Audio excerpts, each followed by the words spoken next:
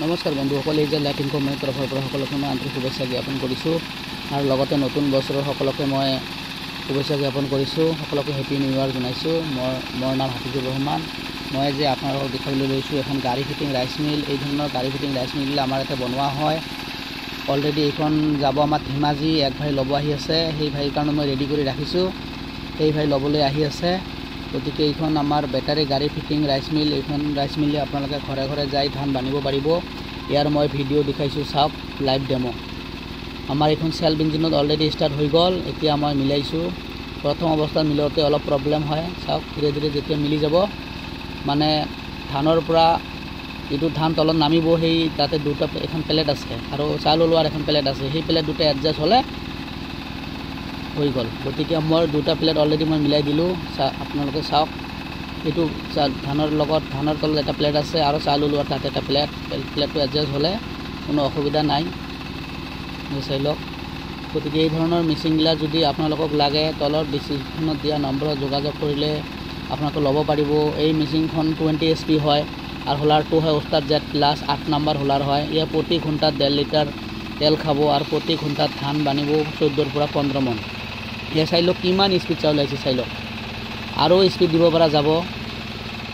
আমাৰ ধানৰ পৰিমাণ কম আছে, সেইকাৰণে আমি স্পীডটো দিয়া নাই। আৰু ইয়াতকৈ স্পীড দিয়া যাব। চাওক চাউলবিলাক কি সুন্দৰ চাউল ওলাইছে, চাই লওক।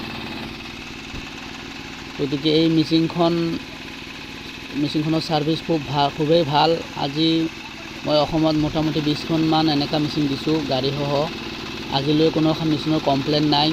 যদি কোনোবা এখন মোৰ মেচিনৰ কমপ্লেইন পাইছে, তেতিয়াহ'লে কমেণ্টত শুনাই দিব যে মই হাফিজুৰ ৰহমানৰ পৰা মেচিনখন লৈ কমপ্লেইন পাইছোঁ, আপোনালোকে কমপ্লেইন কৰিব পাৰিব।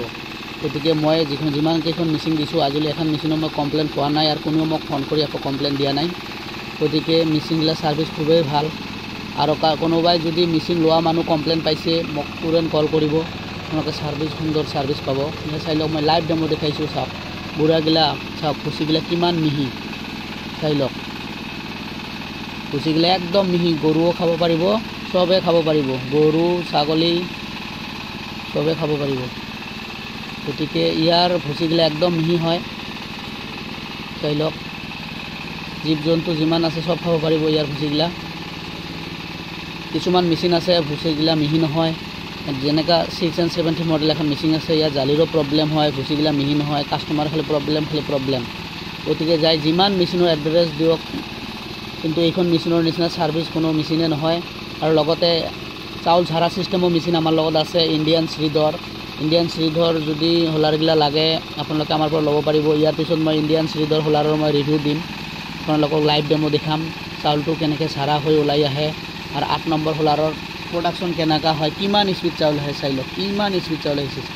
ইয়াতকৈ আৰু স্পীড দিব পৰা যাব। আমাৰ ধানৰ পৰিমাণটো অলপ কম থকাৰ কাৰণে আমি কমকৈ দিছোঁ। এয়া চাই লওক। আমাৰ লগ বন্ধুসকলে চাব আহিছে, তথাপিও মই দেখাইছোঁ লাইভ ডেমো।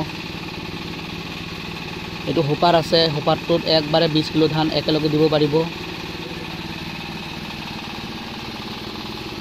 মই আজি একদম লাইভ ডেমো আপোনালোকৰ ওচৰত দাঙি ধৰিছোঁ, চাওক।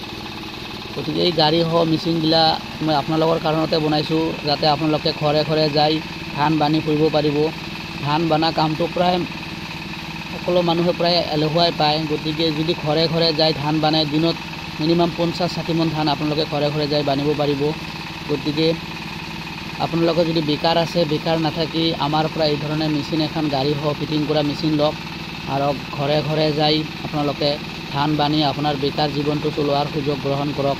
চাওক, এখন মিল দিবলৈ হ'লে এটা 3 ফেজ কানেকশ্যন লাগে, এটা ট্ৰেন্সফৰ্মাৰ লাগে। মিনিমাম 4 লাখ টকাৰ কমত এখন মটৰৰ মিল নহয়, কাৰণ এটা ট্ৰেন্সফৰ্মাৰ কিনিবলৈ হ'লে 2,20,000-30,000 টকা লাগে। এটা কমাৰ্চিয়েল কানেকশ্যন কৰিবলৈ হ'লে 70,000 টকা লাগে। আৰুতো মটৰ আছে, আৰুতো হোলাৰ আছে। মিনিমাম 4 লাখ টকাৰ কমত এখন মিল নহয়। গতিকে আমাৰ এই মেচিনখন খুব কম দামত দিয়া হয়। আপোনালোকৰ এই মেচিনখনৰ ৰেটটো আপোনালোকক জনোৱা নহয়। আপোনালোকে ফোন কৰি আপোনালোকে মেচিনৰ দামটো জানি ল'ব। এই মেচিনখনৰ ইঞ্জিনৰ ৱেট আছে 200 kg। ইয়াত 20 HP হেভি প্ৰডাকশ্যনৰ মেচিন হয় আৰু হোলাৰৰ মাজত আছে পলিচাৰ ছিষ্টেম উস্তাদ জেড প্লাছ হোলাৰ হয়। এখন মেচিনত 2খন বেল দিয়া হৈছে আৰু আমাৰ অলৰেডি গাড়ীখন পুৰণা দিয়া হয়। গাড়ীখন পুৰণা হ'লেও একদিন চাৰ্জ দিলে আপোনালোকে 3 দিন আৰামত গাঁৱে গাঁৱে ধান বানি ফুৰিব পাৰিব। গতিকে আপোনালোকে বেকাৰ নাথাকি এই ধৰণৰ এখন ধান ভাঙা মেচিন লৈ আমাৰ পৰা লৈ আপোনালোকে গাঁৱে গাঁৱে ধান বানি ফুৰক আৰু আপোনাৰ বেকাৰ জীৱনটো চলোৱাৰ সুযোগ গ্ৰহণ কৰক। আজিকালিতো জানে চাকৰিৰ ফালে গ'লে চাকৰি প্ৰায় নাইয়ে। গতিকে এই ধৰণৰ মেচিন যদি আপোনালোকে লয় বা বিদেশত নাথাকি ঘৰতে বহি আপোনালোকে ঘৰতে থাকি এই ধৰণৰ মেচিন লৈ আপোনালোকে সুন্দৰ ইনকাম কৰিব পাৰিব। গতিকে মই নতুন বিজনেছ আইডিয়া এটা দিলোঁ আপোনালোকক নতুন বছৰত। গতিকে এই ধৰণৰ বিজনেছ কৰিলে কোনো লজৰ বিজনেছ নহয়।